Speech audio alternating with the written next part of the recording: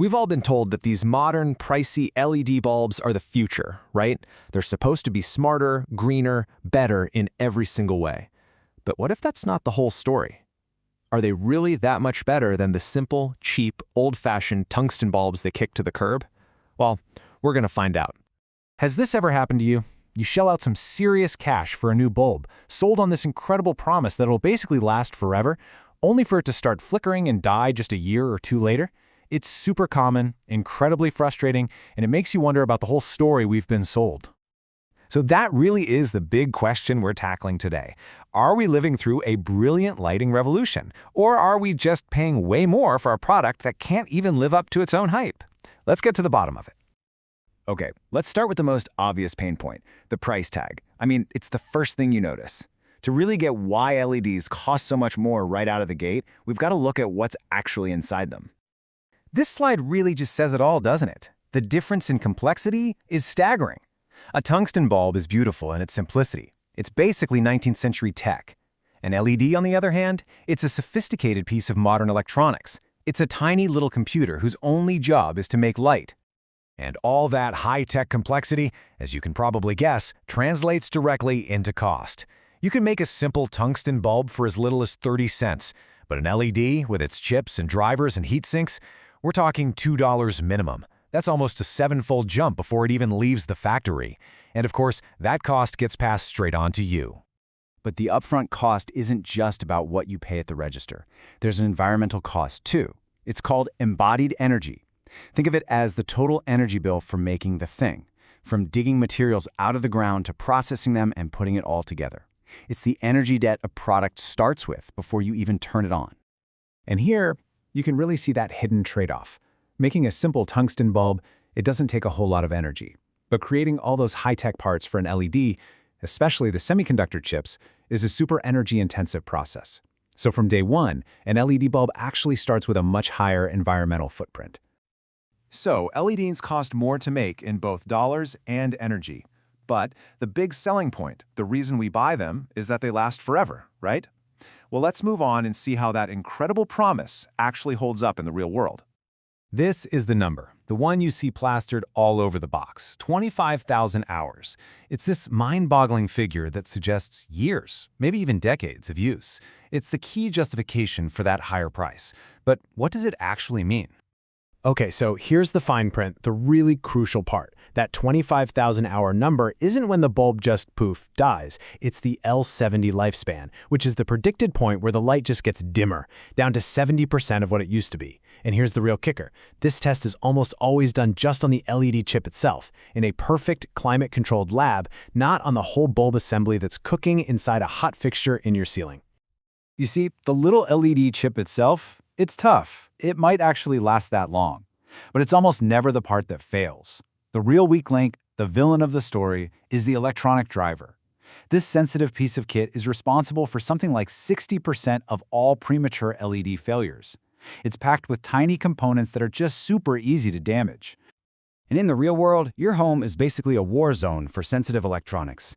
Every single time you flick that light switch, it sends a little shock through the components. If the bulb is in an enclosed fixture, heat builds up, and heat is the mortal enemy of that driver. Add in power surges, humidity. All these things are in a constant state of attack on the bulb's weakest point, and that just chews away at its lifespan. And the data totally backs this up.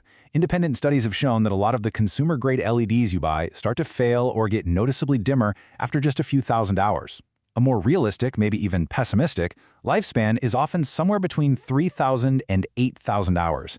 I mean, that is a world away from the 25,000-hour promise on the box. Okay, so far, I know what you're thinking. This sounds pretty bad for LEDs. They're expensive, they're energy hogs to make, and they often don't last as long as they say they will. But hold on, because this is where we get to the plot twist. This is the part where the math completely flips the entire script. So let's run a really pessimistic scenario. Let's pretend our fancy LED bulb underperforms and lasts for only 4,000 hours. To get that same amount of light from old-school tungsten bulbs, you'd have to burn through 4 of them. So yeah, the purchase cost is still higher for the one LED. But now, look at the energy used. The tungsten bulbs chew through a massive 240 kilowatt hours. The LED, it just sips 40. The difference is just huge. And this right here, this is the whole ball game. This is the key takeaway. The efficiency of an LED in operation is so ridiculously good, we're talking 5 to 6 times better than tungsten, that the money you save on your electricity bill completely dwarfs everything else. It wipes out the higher purchase price, and it even wipes out the disappointment of a shorter than advertised lifespan. It is still wildly cheaper to run. So, for your day-to-day use, LEDs are the clear winner, case closed. But that doesn't mean the old tungsten bulb is totally useless. Actually, there is some pretty specific, kind of extreme situations where its simple, tough-as-nails design gives it a surprising advantage. Just take a look at this. The sensitive little driver in an LED absolutely hates unstable voltage, crazy temperatures, and humidity. It gives up the ghost pretty easily. A tungsten bulb, with basically no electronics, it just doesn't care. And get this, for long-term storage, the parts inside an LED driver can actually go bad over the years just sitting in a drawer. A tungsten bulb is practically immortal on a shelf. So what do you do in those tough places, like maybe a workshop with a shaky power grid or a damp outdoor fixture?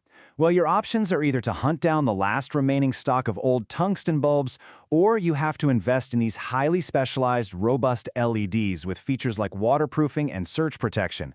And just be warned, those industrial-grade LEDs can be crazy expensive. All right, we have covered a lot of ground here, from how they're made, to why they fail, to where they save you a surprising amount of money. So let's bring it all home and figure out what this really means for you when you're the one standing in the store. Look, any honest analysis has to admit there's no single one-size-fits-all answer. The data changes depending on who made the bulb and who did the study. The quality difference between a super cheap LED and a premium one is enormous. And at the end of the day, the unique conditions in your home, your wiring, your fixtures, how often you use the lights, that's the biggest factor of all. And of course, the tech is always getting better and cheaper. But after all that, we can still deliver a clear verdict. For the vast majority of people, in most everyday situations, your kitchen, your living room, your bedroom, the math is just undeniable. The incredible savings on your energy bill make LEDs the undisputed financial and environmental winner, even when they don't quite live up to all the marketing hype. So the next time you're in the lighting aisle, it's not just a simple choice between old and new anymore, is it? It's this whole complex equation of upfront cost, hidden energy, durability, and massive operational savings. The simple light bulb, well, it just got a whole lot more interesting.